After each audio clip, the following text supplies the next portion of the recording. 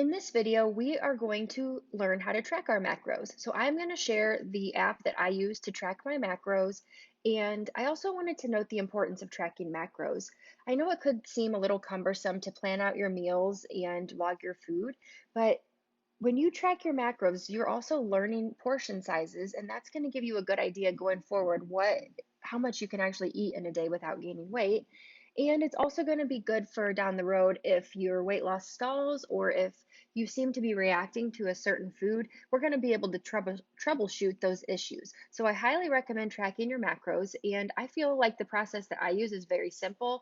I've just adapted it into my lifestyle, and I hope that you guys can do the same.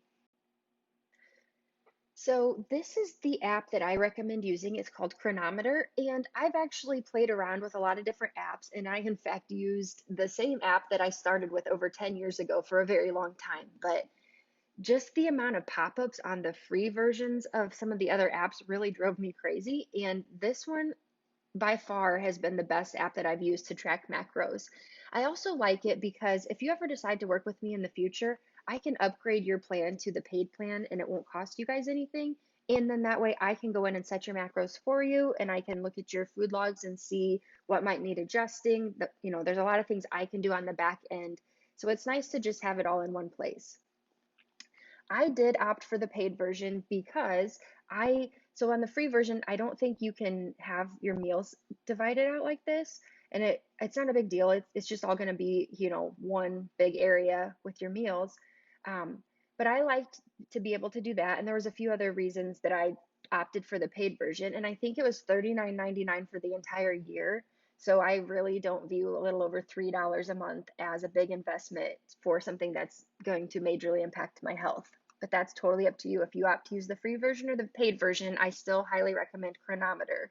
If you're choosing a different app, I know there's a million different keto macro trackers out there, and there's also MyFitnessPal. Honestly, I'm not going to be able to help you with those because I don't use them. So if you're going to want my help, I would also suggest using the Chronometer app. There is a mobile version. I personally feel like it's easier to do everything on the desktop ahead of time. So what I do is once a week on Sundays, I sit down and I plan out my meals for the week. I have everything pre-recorded in there. So as the day goes on, I know what I have, what's built into my day to eat. Now, whether I eat all of it or if something impromptu comes up and I want to eat something different, that's totally okay. But having a plan is what helps me stay on track. So the first thing you're going to want to do, and if this is all overwhelming right now, don't worry, I'm going to break all this down for you guys. But the first thing you're going to want to do once you get your username set up is you're going to want to go into settings and you're going to click targets. And this is where you're going to enter your macros. So over here from the calculator where you've got your calories and your carbs, proteins, and fats, you're going to want to enter those here. I know my calories are a little bit different because this is a little bit older, but that's where you're going to hit your targets right here. And you have to make sure that you're on fixed values to be able to enter custom macros. And don't worry, guys, I'm going to break all this down for you guys in the handout or the download. So if you're feeling overwhelmed, don't worry, I'll have a step-by-step process for you. But I thought it would also be easier if you guys could see in real time how to set this up. So after you get your macros and your calories, which is energy, your calories entered, you're going to want to go into your diary and you're going to want to scroll to the bottom and you're going to set some nutrients. So I think you should remember how important electrolytes are. And in this app, you can set your electrolyte, so magnesium, potassium, and sodium. You can go in and you can set your target. And I will put those in the download for you, but the range that you'd like to be in for magnesium is 500 milligrams. For potassium, you want to be somewhere between 1,000 and 3,500 milligrams. And then for sodium, you're going to want to be somewhere between 5,000 and 7,000 milligrams. But I will have that available for you guys in the download. But I like to see that because then if I can look back at the end of the day and see if I hit my electrolytes or not. And if I haven't and I'm not feeling good, I know why. I also want to point out here that I just wanted to show you guys, like, look at micronutrient goals I'm hitting. And this is all done with just a very healthy keto, real food lifestyle and whole food supplements, which I'll get into supplements in another module, but most of this is done with healthy food. And that is something that is majorly lacking in the standard American diet is hitting the micronutrient goals. And micronutrients are so important for our bodies. So just note that as you're eating the real food in the keto diet, I know it doesn't always seem like a big deal, but to be able to hit these nutrients is huge. And then also here, I like how they have the nutrition scores, and you can see how well I'm doing with my, these are just goals that the company or Chronometer has set up, but you can click on them and see, like if I added an extra egg here, I would probably hit my choline goal. There's different ways where you can kind of adjust what you're eating to increase your goals in certain areas. And this one, beta carotene and lycopene. So beta carotene is going to be found in like some starchy or sweet potatoes and carrots and like orangey type foods. That's why mine's a little low, because those things are higher in carbs. Same with lycopene. Lycopene is going to be in like the red fruits, like watermelon and tomatoes. So there might be some days throughout the week where I choose to have a little higher carb day, or choose to eliminate some of my standard carbs so that I can include some of those foods to make sure that I'm hitting the antioxidant goals. But seriously, if that's overwhelming to you, don't even, just forget that part for now, because ultimately what you want to be focusing on is hitting your macro goals and your electrolyte goals. I have my nutrients set up and my macros are already set up. I'm going to start building out my meals. Now, I personally like to track my supplements because, like I said, with the whole food supplements, it increases your micronutrient values. So I can see where I'm at for the day. So I have all my supplements that I take in a day here. And then you'll also notice I have the cream of tartar. So that's a form of potassium, salt, and let's see. I track my water here just under supplements. It's just kind of a catch-all for me. But the salt and the potassium right here, this is a drink that I make, and I don't put all, this would equate to 3 tablespoons of salt. I don't put all of that in one drink, but I know throughout the day I'm salting my food, and I like to make sure that I'm tracking that and making sure I get enough sodium into my diet. But back to this drink, it's an electrolyte drink that I make, and I can share that recipe if anyone's interested. But that helps me hit my electrolyte goal. And then this here, Natural Calm, this is a source of magnesium that I like to drink before bed in addition to my magnesium supplements. But once again, that helps me to hit that electrolyte magnesium goal, but also it's a great way to just help you rest, get you in that deep sleep state. Something I want to point out about keto now is, because we're eating so few of carbohydrates, that sometimes fiber might be lacking in our diet, and you might find that you get a little backed up. So I do recommend a fiber supplement if that's a problem for you, or you could just go ahead and start one to begin with. Just if you do start having loose stools, you'll want to back that down. But if you're concerned about getting backed up, I would most certainly add a fiber supplement, and that's what this psyllium husks is right here, is just a fiber supplement drink. So we're going to get into this in the next video, but I intermittent fast. So I do not start eating until about noon. So essentially I skip breakfast. However, I drink a bulletproof coffee every morning, and that coffee has 0 carbohydrates in it, so it does not cause me to break my fast. So my bulletproof coffee consists of ground cacao beans, which is Creo Brew, and I love Creo Brew. I can share more on that. I also add a tablespoon of unsalted butter. I add some fresh ground beans that I grind every morning. And this is kind of a ritual that I do every morning in my French press. It's just how I start my day. It smells amazing. It feels amazing. And I wake up looking forward to drinking this coffee. And then I also add a tablespoon of MCT oil, which MCT oil is derived from coconuts, and it is an excellent boost to your metabolism. Let's see, you can add it to so many different things, but I choose to add it to my coffee. And it's also great for like brain fuel. It gets your brain just focused during the day and helps you start your day off right. So I highly recommend MCT oil. I can put a link to the MCT oil that I use in the handout as well.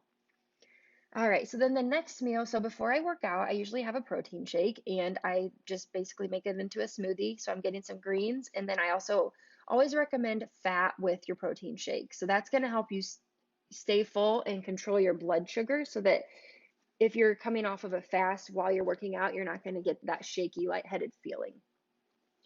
And then this is how so I like to eat the same things over and over. I feel like that's the easiest way to stick with it. And it helps me to just prep everything quickly and efficiently. I don't waste food, but I understand that everybody is not the same. So I kind of prepared this two ways. So if I was going to create my meals just how I typically do it, this would probably be my lunch every day for the week. And I love this meal. It's something it's kind of a recipe I made up in a way, and it's so amazing. I'll share that with you guys.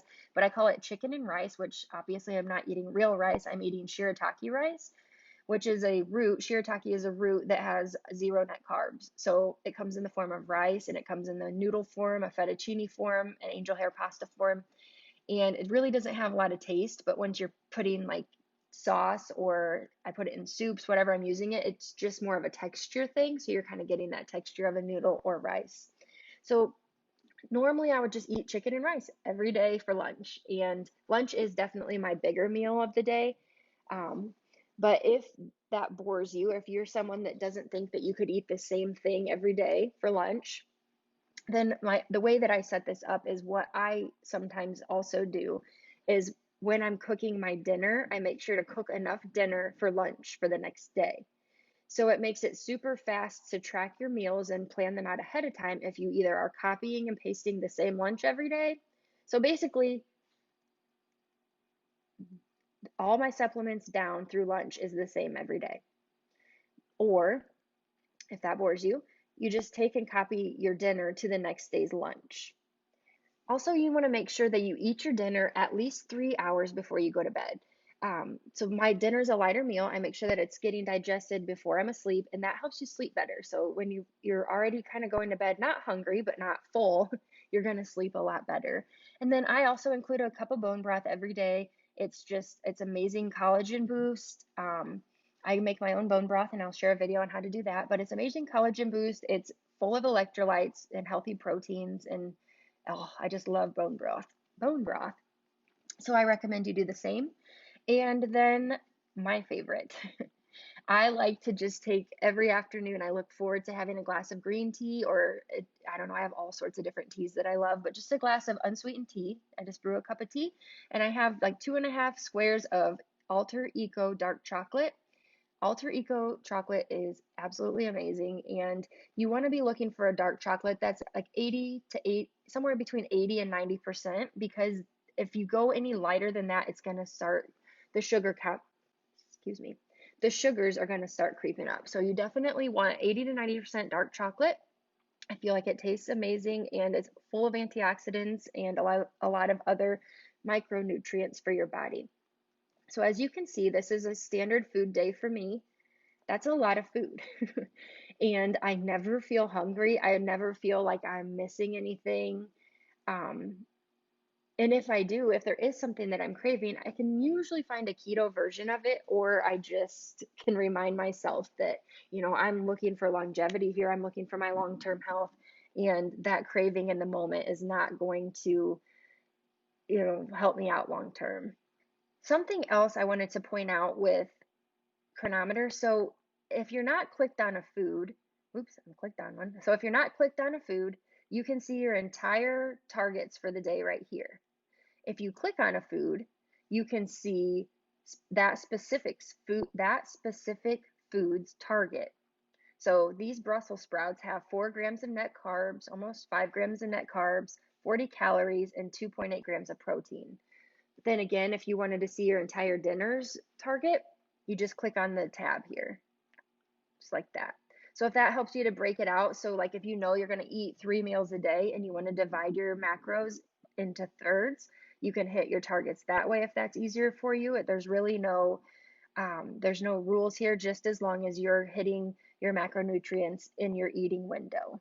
Now, I know that dairy is a question that I've been getting a lot of, and dairy is an easy way to hit your macros while you're doing the keto diet, but I just want to caution you to try to limit your dairy consumption because dairy is an inflammatory food for most people. And you may still feel kind of bloated and sluggish while you're doing keto if you're eating a lot of dairy. So, dairy would be fine to have here and there. I personally don't do well with cow dairy, so I don't typically eat things that come from cow milk, unfortunately. But yes, that's just something to keep in mind is dairy can be something that will either slow your results or you might not feel the greatest. I know it's a quick and easy way to hit your macros, but you want to try to eliminate or reduce the amount of dairy that you're eating. And the same can happen with nuts. So nuts can be a source of inflammation for some people too. And go ahead and start out with some nuts in your diet, but if you feel like you just feel bloated or you feel sluggish or puffy, then nuts could be the culprit, and you're going to want to try to eliminate those for a little bit and see if that helps. I also wanted to point out that you might notice that after you hit your macros, your calories are a bit higher than what you have your target set at, and that's okay. The reason for that is because we're calculating net carbs. So, a lot of the foods that you're eating, like the veggies, they're going to have a lot of fiber in them. And so, the carb content is actually higher than what it's showing right here because these are net carbs. So, that's where these extra calories are coming from. And I just wanted to reiterate, guys, look at how much food this is in a day. It's very doable. Keto is that's why I love keto. I feel like you get a huge variety of different foods to eat, healthy foods that are easy to hit your nutrient targets, and you just feel full and you feel good and you feel energized. I also wanted to show you guys how that you can connect your devices to the Chronometer app. So if you go to settings, you're going to click devices. You have a whole bunch of different options here as far as apps and devices that will connect. So I have my Apple Watch connected to mine. And anytime I exercise, I just make sure to log a workout on my Apple Watch. And when I do that, it'll show up here. Now, I know this video was packed with information, and I'm sure some of you are feeling overwhelmed.